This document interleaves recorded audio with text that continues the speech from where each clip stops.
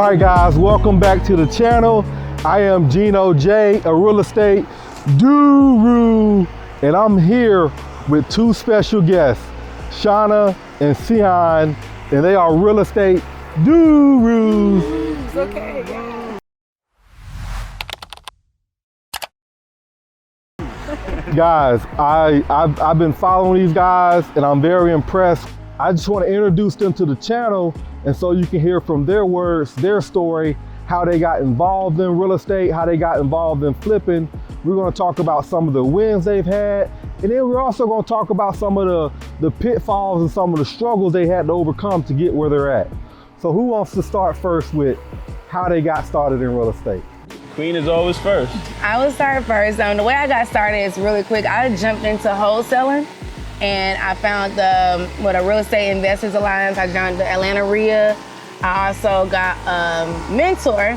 Now, I went in with my mentor for about 6 months. I didn't make any money.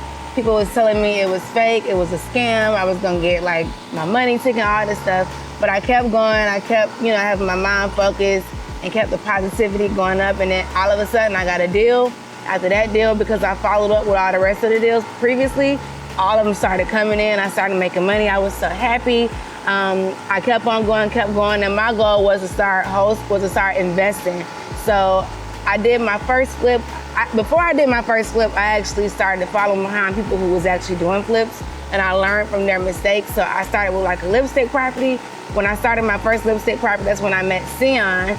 And when I met Seon, he introduced me to like bigger properties. So that was my start. So question for you. I know you said you started out wholesaling. What were some of the struggles you found with wholesaling when you first got in? Some of the struggles was actually spending money on finding leads. So finding leads was the biggest struggle for me, because I would send out like 200 yellow letters a week, but it was companies spending like thousands of yellow letters. So they sending like these letters like mass to all these different houses that I'm sending it to. So it was kind of like, I want to say it was mental, because in my head I'm telling myself like, dang, these other companies spending thousands and thousands of dollars. I'm just spending like $200 a week on yellow letters, and then I learned how to make phone calls, but I'm on a smaller scale, and these other companies are on bigger scale. So I think I was in my head, and I feel like I was putting that energy out there, so that's what I was getting. But once all that went away and I started making money back, it just started pouring in on me. But to me, I guess the biggest thing was actually getting the leads, and then after you get the leads, following up with them. That was probably the hardest part. So what I take away from that story is, don't compare yourself to some of these big companies. Just start where you are and keep hustling and keep grinding. You got to block out all the noise of what other people are doing, and you follow that process. It can happen for you too as well. Well, my other question is, what was that first deal like? Take me through that first deal. What's crazy about that first deal that I made money from, I actually didn't close on the deal. I actually made money because I had the seller, the investor, to put down $2,000 earnest money. And he put down his earnest money, and then almost when it was close to closing time, he did not, I guess his lender pulled out. And so I actually didn't close, but because of my earnest money, my contract, it says it's a non-refundable earnest money. So I was able to get that money back. So to me, that was my first deal. So that's how my first deal went. I actually did not close on it. But after that happened, I started closing on multiple deals that was actually way more money. So that's how my first deal was. Cool. Great story. Now let's get into Mr. Seon. Tell us about how you got started in real estate. Well, I've been doing real estate now for about over 10 years. I started right at the beginning of the end, where everybody was trying to jump out of real estate in 2009, 2010. My first deal was a probate deal. I did this in Brooklyn, New York. So it was a probate deal. It took me about a whole entire year to actually execute this deal. So the reason why it took me that long, because I had 3 heirs to actually find to actually get those affidavits signed. One lived in Panama, one was homeless, and the other in jail. So I had to find a homeless man. I had to go into the penitentiary system to find a felon, and I took a trip out to Panama to actually get the daughters to actually sign these documents. At the end of it all, it took a year, but it was one of the best deals that I ever done. I made 6 figures off of that one deal. So my first deal in real estate by myself was actually very profitable. Now, would I say I knew real estate then? Definitely not. It was just me being persistent and seeing the whole entire deal all the way through. It wasn't until I moved out here to Atlanta where I found a mentor similar to Shawna, but my mentor taught me how to do wholesaling. You know, it was through one of these real estate investment groups, and he taught me how to wholesale, how to put out Band-Aid signs, and to make cold calls and skip tracing. But I went ham doing that. So the first 30 days after signing up to that group, I made my first deal. I made $10,000 off of that. I was working as a server at that time. I threw my belt off and I said, yo, deuces, I'm quitting my job. I'm in this full time, and I just started rocking. You know, so I just started doing deals over and over and over again. I was really, really doing well. So I got a little big-headed. You know, I got a little big-headed because I was doing anywhere between two to 5 the first few months, and I increased to 5 to 10 deals per month. I was really, really rocking. You know, then I tried to get into some rehabs. I jumped in prematurely because I didn't know anything about really doing rehabs. So my first 2 rehabs I purchased, I started, but I couldn't finish it. So I didn't lose money on it, but I didn't make money either. So as long as you're still breathing, you're still good. So, I mean, it wasn't bad. It didn't kill me. It made me stronger. So let's talk about that first rehab. What, in your mind, what happened, and then what could you have done better to have succeeded on that first property, looking back? Well, I would say this, having relationships, having a schedule, having contractors, you know, I didn't know how to call contractors. I didn't know what contractors to look for. All I knew was, okay, there's a general contractor and they should bring me everybody. You can start there, but if you only stay there, you're going to be unsuccessful. As good of a general contractor you can have, you still need to learn from them who they're hiring, why they're hiring that person, what role they're playing in that renovation or in that build. You know, so I got lazy. You know, I definitely got lazy. I trusted it all on that contractor, and I felt that, you know, they're going to produce a product, and I'm just going to get paid. You know, so be there every day, asking them 1,000 questions, you know, not to annoy them, but to learn the game. You know, so at every given point, you always should be learning. I stopped learning. That's why I wasn't successful with that. So what do you do differently now? I'm here every day. Every day, all day. So we left the house today around 6, 7 o'clock in the morning. Many times I'm here before the contractors, and many times I'm here after the contractors leave. So I'm here constantly. You know, we have multiple properties going on at one time, so we go back and forth from different projects. So, you know, this one here is a little further out than normal, but we're still here. Doesn't matter. Gas shortage or not, we're still here. So very, very good content, very good information. One thing I take from his story is that, you know, don't hire just a general contractor and think that they're going to solve all your problems. You're responsible for that contractor. You need to know what's going on, and you need to be involved. You know, I hear a lot of people say the same thing. The reason they lost was because of the contractor. I mean, that happened to me, and that's one of the reasons I became a contractor. So if you're out there and you're starting in real estate, yeah, you can get a general contractor, but you also have options to hire your subs individually. You know, hire your plumber individually. That way you can get an estimate for 2, 3 different plumbers, and you can understand, you know, what you're getting, and you have more control over just that plumber. The same thing with your electrical and HVAC. So having those individual trades, you're going to learn what the cost is. You're going to make sure that you're getting the most competitive price, and you're definitely going to learn. It's definitely going to save you from making mistakes that's going to end up costing you a lot of money. So that is all really good information. Now it's time for us to talk about this property. So I want you guys to give us a tour. Let us know, you know, what you're doing, and let us know why your property is different from everybody else's, and what's your stamp that you put on it to make that thing go pop. All right, awesome.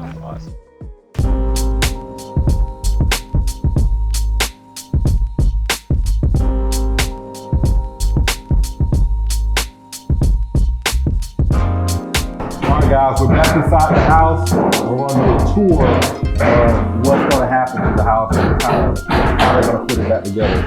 just tell us about, you can probably just tell us about what's going on and where some of the areas are and what you plan on doing to this house. Well, being that I'm just the assistant, I'm gonna have the boss really take over because, I say what I want, but she has the final decision here. So I'm gonna let her, give her expertise on it. Okay, I'll let y'all know what we're doing on the top level. So on the top level, we have open kitchen with a big island. We have the French doors that's gonna go out. There's actually a big, huge deck that's gonna wrap around this whole, right up to here. It'll stop right here. Right now, we are actually standing in like the dining room area. We're gonna have a nice chandelier that's gonna actually be equal to the chandelier in the front entrance. And the front entrance is like a really grand, tall doorway with like this big mirror picture window. So it looks really like a mid-century modern.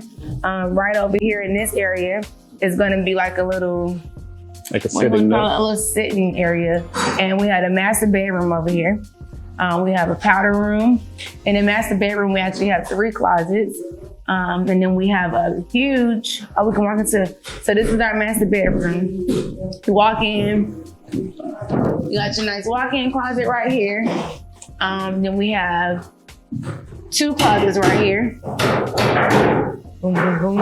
And when you walk into your bathroom, I think this master bathroom for this area is really, really good. It's kind of like on the grander side. One trait that we do have with all of our houses, if we have a bathroom inside of a room, we use farm doors. That's one thing you're going to expect from the John Bennett Group. If it's inside of a room, it's going to be a farm door because we don't like to take away the space of the swing of the door, so we can use more of the bathroom itself.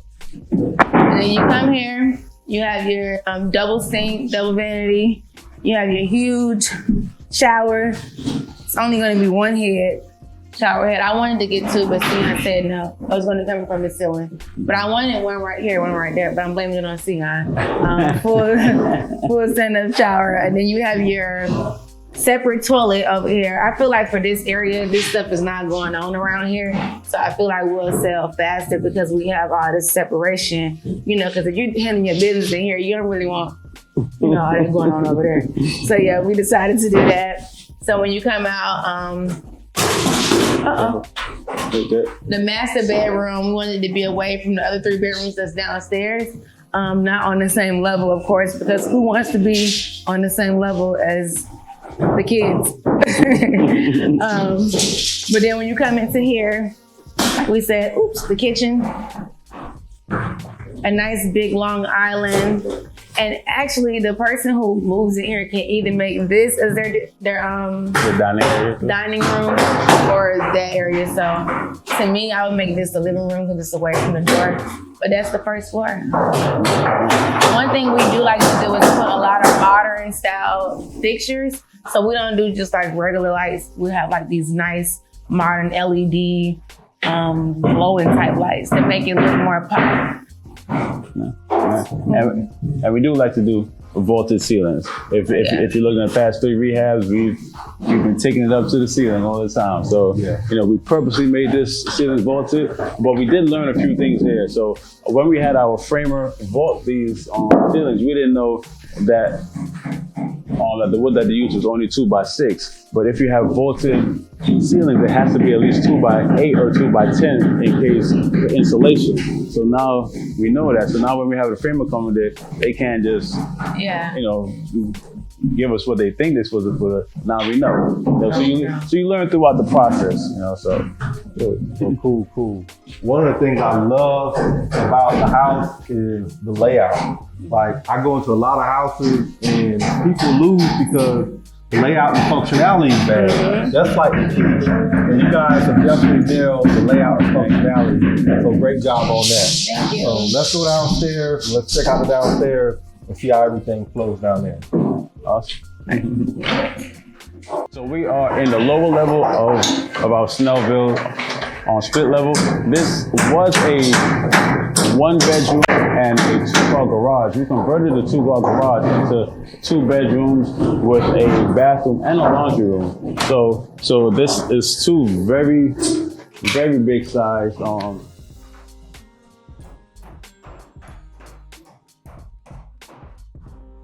This is a very big size bedroom. Each bedroom is of equal size. So I can't remember the exact measurements, but it's more than enough room. And the ceiling height in here is much higher than than normal. So we're actually just gonna do flush mount lighting, but we're gonna put it in a way that if they want to put a nice ceiling fan, they can. Because you have more than enough height in here. So that, as well as we're gonna put a lower deck that you could go out to. Outside, you just want to sit down and just have a nice, cup of tea. But in here is the laundry room, for side by side washer and dryer, and then in here is a full bathroom with a tub. So if you do have kids, they can take a bath rather than just taking a shower. So all of this here is brand new. All of this here is brand new framing. So this whole half of the entire house is completely new. It was a burnout, so this half of the house is still the same as the original, but we're still gonna, make it new and fix it. So there are certain things that didn't need changing, but we're gonna fix accordingly because we don't want to keep anything that doesn't make any sense. So in this area right here is actually like the living space for the kids that's down here. They have their own living space.